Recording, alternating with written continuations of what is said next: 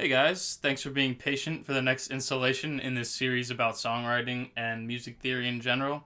Just wanted to give you guys some background about myself. I've been playing guitar since I was 8 years old, and I've been songwriting since I was 16.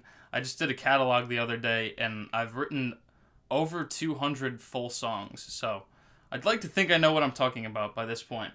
So, I wanted to share some of my tips with you. I have quite a few right here.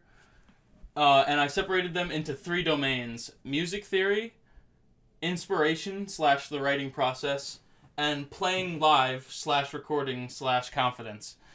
And we're going to go through all of them. Try to do it quickly and concisely.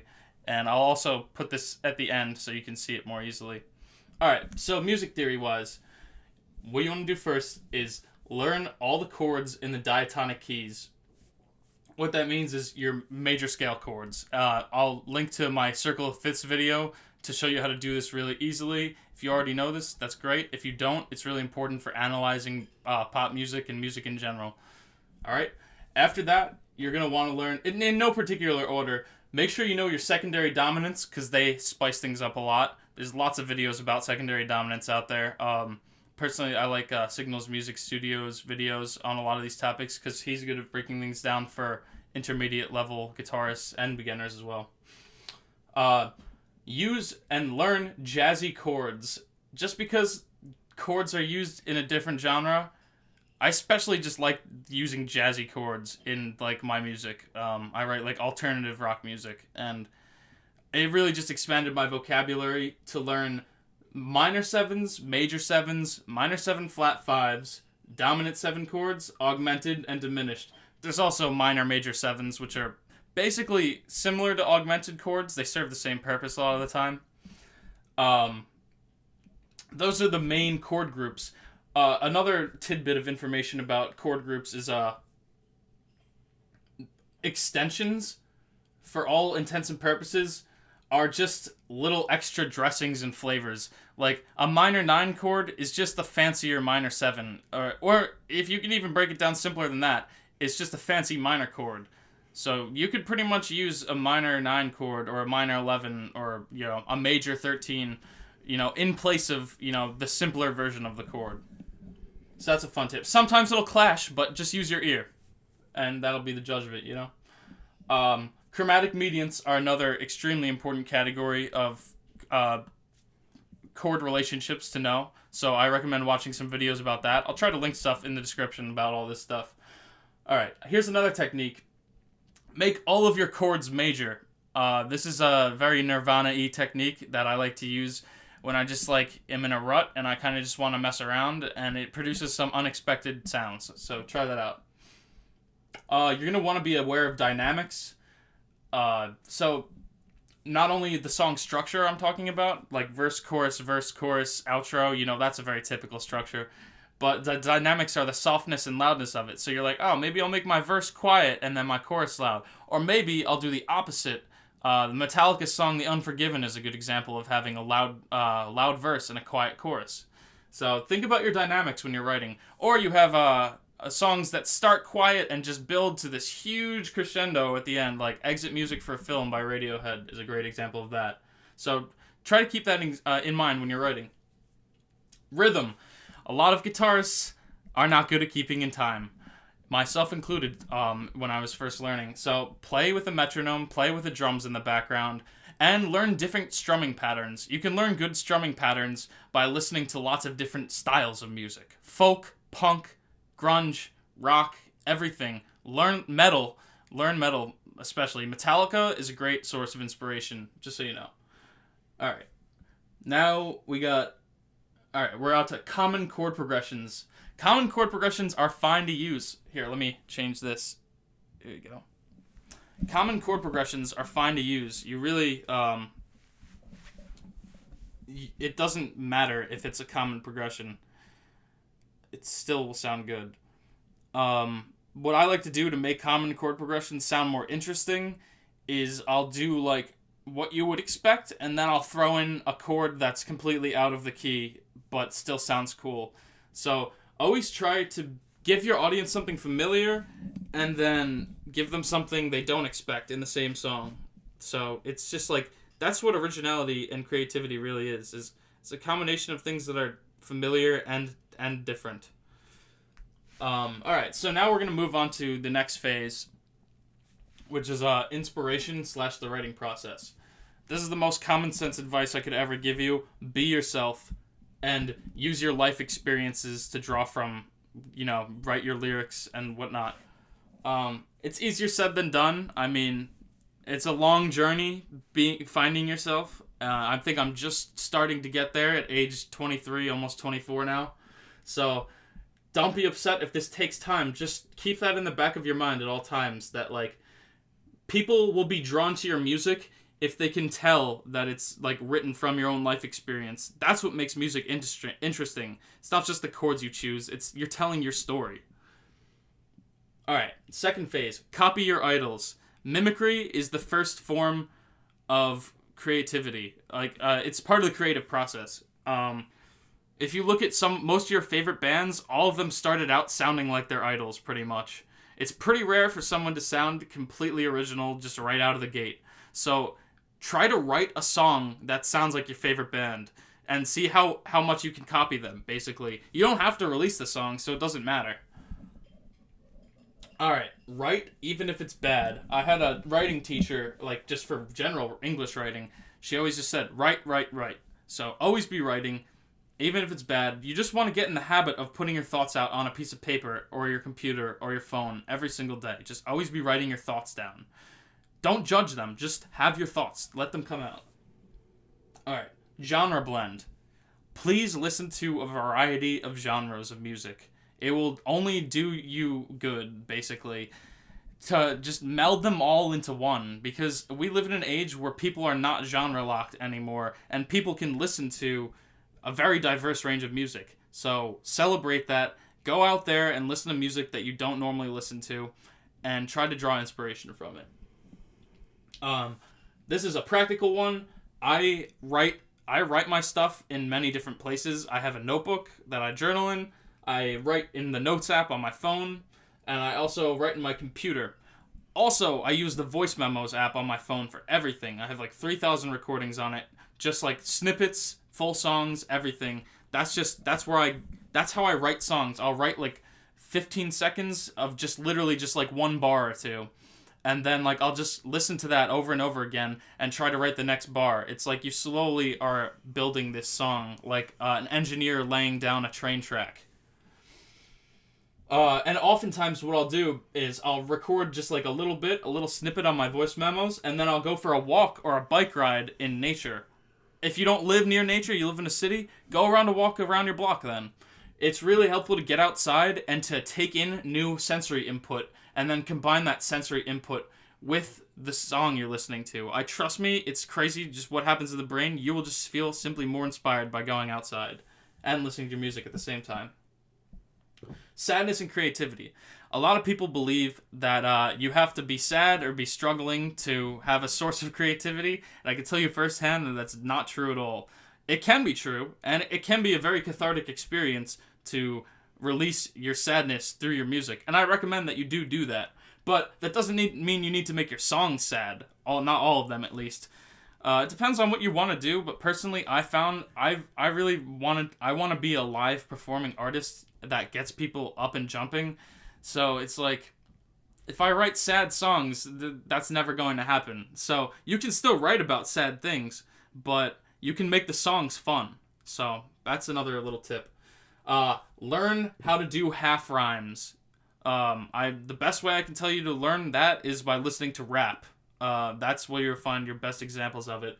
Eminem, Mac Miller, I mean, all the classics from the 90s too, like Biggie, like, I don't know. Like, I'm not an expert in rap. Like, I listen to it more casually, but really, you're going to find your best inspiration for lyrics in rap a lot of the time, because they use so many syllables that it's just going to be really useful. Yes. Gear. So let me just tell you first off what a half rhyme is, just in case you don't know. It's like rhyming the word self with hell. It's not a perfect rhyme. It's not hell and bell, but the thing is, perfect rhymes are kind of boring after a while, and they become quite cliche. So that's the main reason for doing it. Really stretch the limits of this. You'd be surprised what you can make rhyme. Gear. Make sure you have equipment that you like to play. Like, that's the key.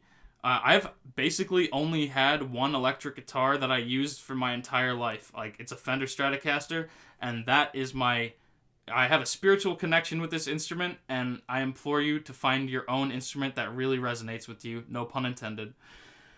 Also, in the guitar world, I know people go crazy with guitar pedals, and I honestly admit I'm kind of part of the hype of that. Like, I think if you find guitar pedals that really fit your style, they can inspire you to write music.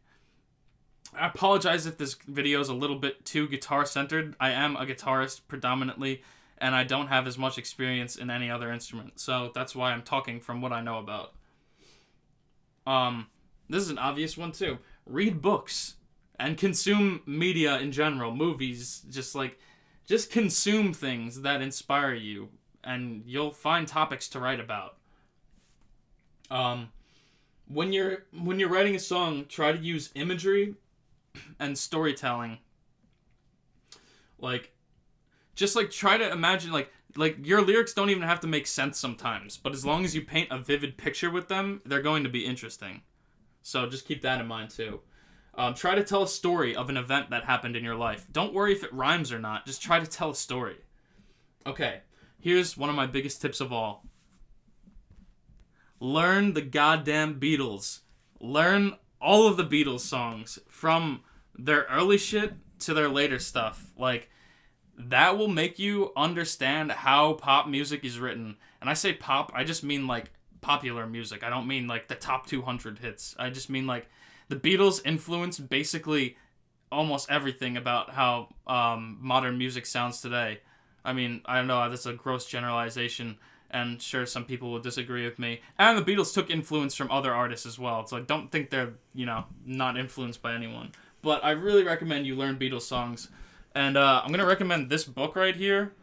I'm not sponsored by this at all. This is just a book my dad gave me because he's obsessed with the Beatles. And it just has, like, all their songs and the chords, how to play them. It's like $20. You can find it online. Highly recommend that. And then, for literally starting a song, how do I start a song? I just start strumming random chords. I always start with the chords. This is just me, my personal take. And then, after I start with the chords, then I start to add some nonsense words into it. So I'll be strumming, like, just a bunch of power chords or regular chords. And then I'll be like, and you just kind of, like, hum a random-ass melody to it. And, eventually, you might find something that clicks. Sometimes the melody comes to you instantly, and you're just like, oh my god, like, I gotta make this happen.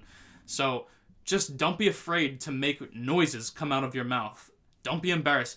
Try practicing alone, perhaps, if you're embarrassed of your own voice. So, yeah, that's the last inspiration writing process tip. Now, finally, we're gonna get to the playing live, recording / confidence section. I assume if you are writing songs, you're going to want other people to hear them. So that's why I included this. And you might not like playing live, or you might not like recording. You might be, I only do one or the other. But doing all of them will help you become a better musician in general. So the first thing I want to say is about professionalism and the songwriter identity. This is my own personal philosophy. I think professionalism is kind of bullshit. I think that people aren't, I don't know. People just, like, it's putting on an air of something. No one is really a professional. Like, people are good at things. That's what they are. The professionalism is kind of just like it's putting on a face. So don't be intimidated by that. People who are really good at stuff, like, and who act professional, like, I guarantee you, like, if they are that really professional, they probably just take themselves too seriously. So, music is fun, and don't forget that. And then, songwriter identity. At what point can you consider yourself a songwriter? Some people struggle with the self-confidence of this for so long, it's like they wonder, when can I actually call myself a songwriter? And I say the sooner you think of yourself as a songwriter, the sooner you're going to be writing songs. It's as simple as that. So, yeah, just keep writing songs. Don't worry about your ego so much. Just try to make a song. This is one thing I like to do is practicing for getting better at playing live. Practice in front of a mirror and look at yourself in the eyes. It's very hard to do at first, especially if you're singing. You'll feel nervous and awkward at first, but I promise you, it will build your confidence. And dance around the room a little bit, get loose, get an actual microphone to put up, like really, like pretend you're like playing in front of an audience, and just feel your personality come through the song. That being said, practice your own songs. The song you write might be amazing, but you might suck at playing it at first. I can't tell you how many songs I've written that I literally was unable to play at first because they were just so complex. And like I was like, oh man, I wrote this, but I can't even play it. But I literally just practiced it like 50 times over, and then eventually like it comes to me. So you have to practice your own songs to get good at them. That being said, don't worry about getting sick of a song. It doesn't mean it's a bad song if you're sick of it. You might just be burnt out from it. That's why you should always be working on multiple songs at the same time. Like, don't, if you are getting bored or fed up with something, move on to something new and come back to it later. That's why you should always record your thoughts and write them down, because you can always come back to it later and not worry about it. That being said, also stay in the moment. If you try so long for a song and you don't release it, you might lose the initial energy that made the song so passionate. So there's a time when you should just put the song out and stop fussing with it. Learn multiple instruments. I play guitar. I taught myself how to sing by basically just singing along with my favorite songs. Anyone can teach themselves how to sing. It's like one of the most important instruments to know how to play. If you play guitar, teach yourself how to play bass. It's really not that hard, and it gives you a whole appreciation for the rhythm section. I live in an apartment, so I can't have a drum set here, but I have learned how to use and create my own rhythm sections on the digital audio workstation I use. And yeah. Learn the keyboard or the piano also. That's really important too. Like, that's always a good one to know. Yeah. And then finally, we're going to get to recording techniques, which I'll probably make a separate video about because I've finally started getting really decent at recording. So you want to find the digital audio workstation that works for you. Personally, I like using Logic Pro X. That's just the one I started with, and I like it. It's the same interface as GarageBand. GarageBand is fine too. It literally doesn't matter what program you use because it's really your microphone that's going to determine the quality of the sound anyway. So don't get worried about paying out the ass for a super expensive recording program. If you're just starting out, just use GarageBand or something like that, one of the free ones. What's more important is getting a good microphone. I recommend the SM57 because it's basically just like everyone says the workhorse of the industry. It's good for vocals and it's good for guitar. So what more could you ask for? It's not perfect, but it's really good. It's a really solid microphone, and it's like $100. So it's an investment, but it's one that you'll see huge returns from. And that being said, if we're talking about audio workstations, you have to learn how to mix your own music, unless you want to pay someone to do it. But I highly recommend you learn how to do it yourself, because honestly, you can write a good song, but if you don't record it well, it will sound like shit. And like you'll be like, man, what the hell? Is this song just not good? And it's like, no, like it's about your performance and your recording technique. A lot of time, those are the factors that are limiting your song from sounding the best. It means you need to practice more and you need to learn how to mix. So yeah, that sums everything up. Let me know if you want me to go in more depth about any of these topics. And yeah, thanks for watching.